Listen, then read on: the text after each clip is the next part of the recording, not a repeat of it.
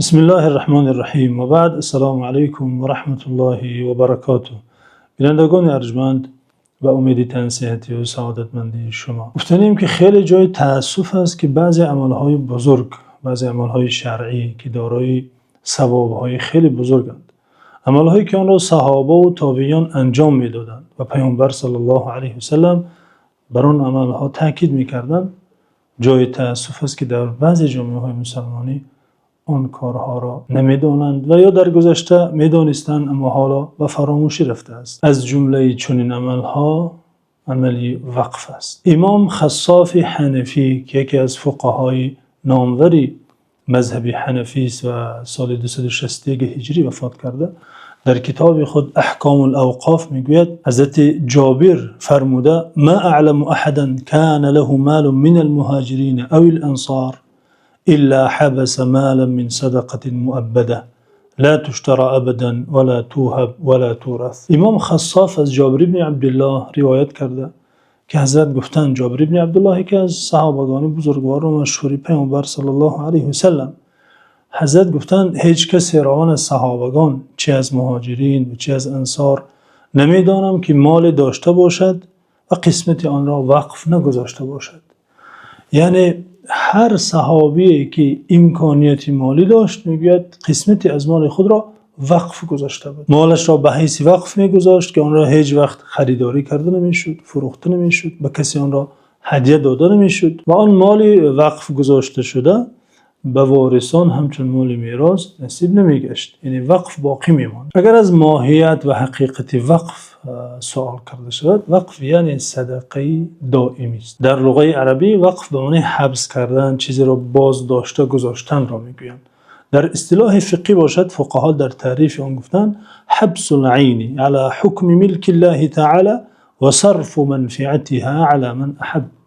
امام ابن عابدین در رد المحتاج چنین تعریف کرده و تعریف دیگر فقها نیز به این نزدیک و مانند است. به طور مثال شخص مثلا مکتب یا مدرسه و یا بیمارخانه و یا مهمانخانه بنیاد کرده میگوید از این چیزی من، از این بیمارخانه من، از این مهمانخانه من مثلا فلان نوع آدمان، مثلا معیوبان یا دانش آموزان یا مهمانان راه دور رایگان استفاده برند. بنابراین در آن مکان اگر دخترخانه است، مثلا فقیران یا یتیمان یا نمیدونم بیوه‌زنان که اون شخص تعیین میکند رایگان طبابت میگیرند، یا خوابگاه باشد دانش آموزان رایگان آنجا سکونت میکنند، و یا مهمانخانه باشد هر مهمان راه دور به تعبیر شبش را آنجا روز میکند از حساب صاحبی وقف، از حساب صدقه دائمی که آن چیزش را در راه خدا وقف تعیین کرده است. میتواند آن چیزی وقف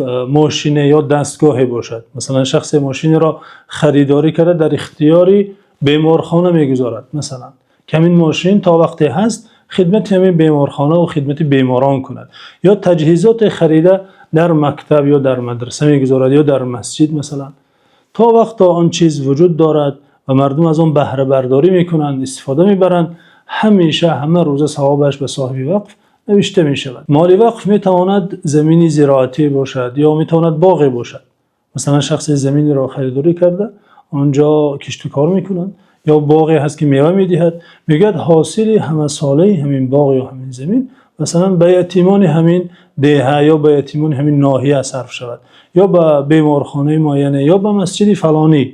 همیشه هر سال که حاصل آن زمین را یا باغ را میگیرند باید به آن جای معین کرده وقف گذار صرف کرده شود. خوبی وقف در این است که مثلا یک نفر دارنده توانگر اگر 100,000 سامانی را یا $10,000 را مثلا یک باره به فقیران تقسیم کند، صدقه کند، آن فقیران مال را استفاده برده، مال از بین می رود، به تعبیر تمام می شود، اما در عمل وقف آن مال باقی می ماند. آن $10,000 همیشه برای صاحبش ثواب می آورد و از آن $10,000 همیشه فقیران به طور دائمی بهره برداری میکنند. مال وقفی یا جای وقف میتواند به اجاره داده شود. مثلا شخص خانه را خریداری میکند و اعلام میکند که این خانه من در راه خدا وقف، و در آن خانه کسانی به اجاره مینشینند و ماهانه پرداخت میکنند.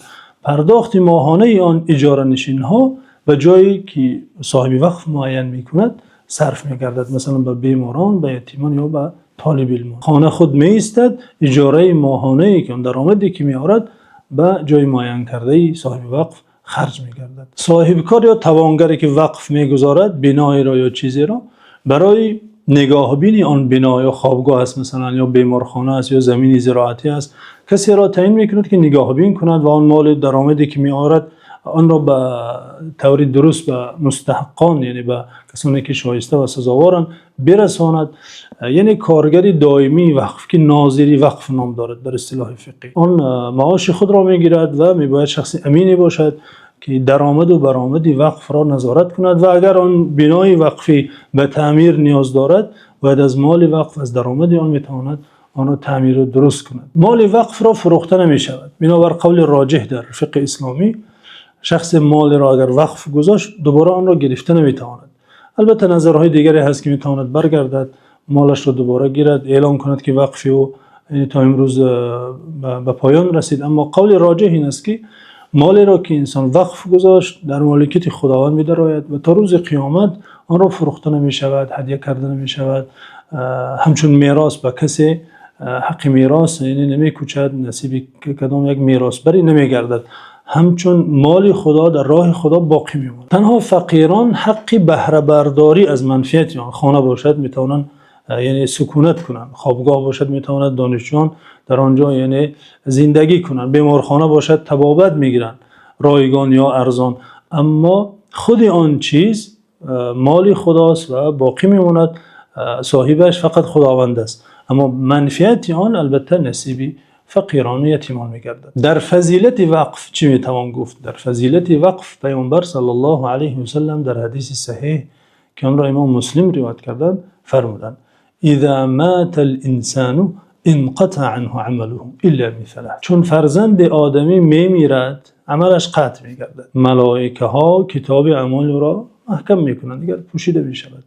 الا من ثلاث، مگر سه نوع عمل همچنان در نامه او نوشته می شود. این فضیلت و این شرف خیلی شرفی بزرگ است که انسان در قبرش است هنوز نامه اعمال او امکانی در آن اضافه کردن هست. الا من ثلاث، مگر سه نوع عمل: صدقه جاریه، صدقه جاریه، صدقه دائمی که وقف نوعی از صدقه جاریه است، همیشه به اون صاحب وقف که شاید از دنیا سالهاست گذشته در عالم برزخ قرار دارد، امکان عمل صالح انجام دادن ندارد، اما به فضیلت این عمل صالحی که در حیاتش کرده بود همیشه همه روزه ثواب برایش نوشته می شود، عملش قطع نمی گردد. صدقه جاریه او علم ينتفع به او ولد صالح يدعو له، یا علمی که از آن مردم بهره گیرند یا فرزند نیکی که برایش دعا کنند.